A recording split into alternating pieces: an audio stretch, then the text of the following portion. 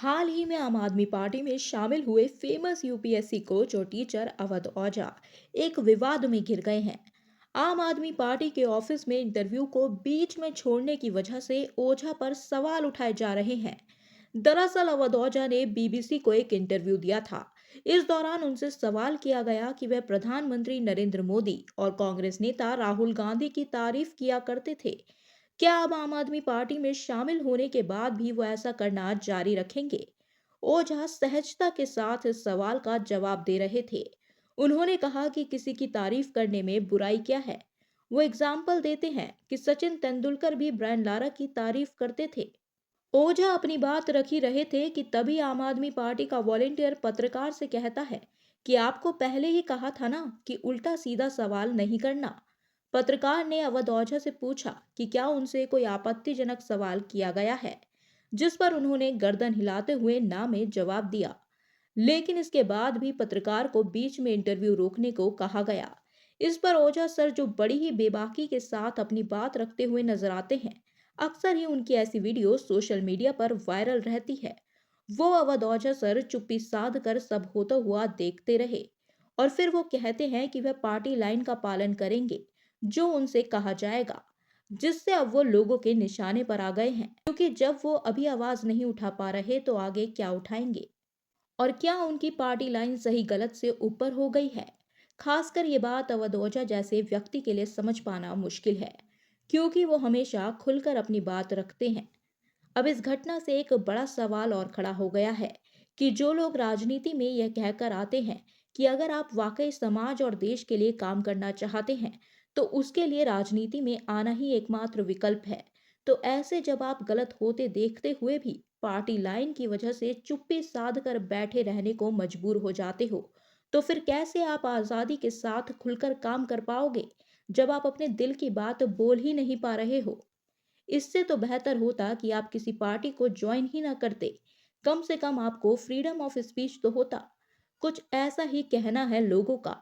इस पर मैं बता दूं कि ये सिर्फ आम आदमी पार्टी की ही बात नहीं है, बल्कि हर पार्टी का यही हाल है। ये पार्टी लाइन हर पार्टी के नेता को फॉलो करनी होती है, चाहे वो उससे सहमत हो या नहीं, चाहे वो गलत हो या सही, वरना पार्टी आप पर एक्शन लेती है। ये ठीक वैसा ही है जैसे आप किसी कंपनी में जॉब करते हैं और बॉस ने जो कहा वो आपको करना पड़ता है, चाहे आप करना चाहें या नहीं, उससे फर्क नहीं पड़ता। वरना आपकी जगह कोई और एम्प्लॉय लाने में कंपनी को सिर्फ कुछ ही समय लगता है। ठीक वैसा ही सिनेरियो इन पॉलिटिकल पार्टियों में भी होता है। अगर आपको राजनीति में आना है तो ये तो करना ही पड़ेगा, नहीं तो आप अपनी खुद की पार्टी बना लीजिए। वहां आप अपनी चला सकते हैं। सिर्फ चुप्पी साधने की भी बात नहीं है। आपको चुनाव लड़ने के लिए टिकट या फिर कोई पद लेने के लिए तो उससे भी एक कदम आगे बढ़कर चापलूसी भी करनी पड़ती है, जो कि फिलहाल अवध ओझा भी कर ही रहे हैं। बिल्कुल सही सुना आपने। अवध ओझा को अब अरविंद केजरीवाल आधुनिक भारत के भगवान श्री कृष्ण लगने लगे हैं, जबकि पहले उन्हें वो शराब बेचने वाले लगते थे। वहीं बताया तो ये भी जा रहा है कि अवध ओझा सारी पार्टियों में टिकट के लिए ट्राई ट्राई खेलने के बाद अब आम आदमी पार्टी में शामिल हुए हैं। इससे पहले वो बीजेपी, कांग्रेस, बसपा सब पार्टियों में टिकट के लिए कोशिश कर चुके हैं, लेकिन वहां से कुछ न मिलने पर वो आप में आए हैं। जब उनसे इस पर एक चैनल ने सवाल किया तो उन्होंने जवाब दिया कि जो उनको बुलाएगा वो उनके पक्ष में लड़ेंगे, और एक फिल्म का रेफरेंस देते हुए उन्होंने खुद को मौका परस्त भी कहा था। हालांकि बात अगर वापस बीबीसी के उस इंटरव्यू की करें, तो बीबीसी ने इस अधूरे इंटरव्यू को इस संदेश के साथ प्रसारित किया कि आम आदमी पार्टी के पदाधिकारियों ने इसके आगे रिकॉर्डिंग नहीं करने दी। इस बीच ओझा ने माना कि जो कुछ हुआ वह गलत था।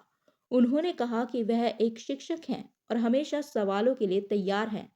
अब अवध ओझा ने सामने आकर जो डैमेज कंट्रोल करने की कोशिश की है, वो अभी के लिए तो सही है, लेकिन जब वो किसी पद पर होंगे तब भी क्या वो ऐसे ही बेबाकी से बोलना कंटिन्यू कर पाएंगे? ये देखना होगा। आपको क्या लगता है? कमेंट में ज़रूर बताएं। पॉडकास्ट अगर अच्छा लगा हो तो लाइक और शेयर ज़रूर करें। ऐसे ही और पॉडकास्ट के लिए चैनल को सब्सक्राइब करके बेल आइकन दबाना ना भूलें। Thank you for watching.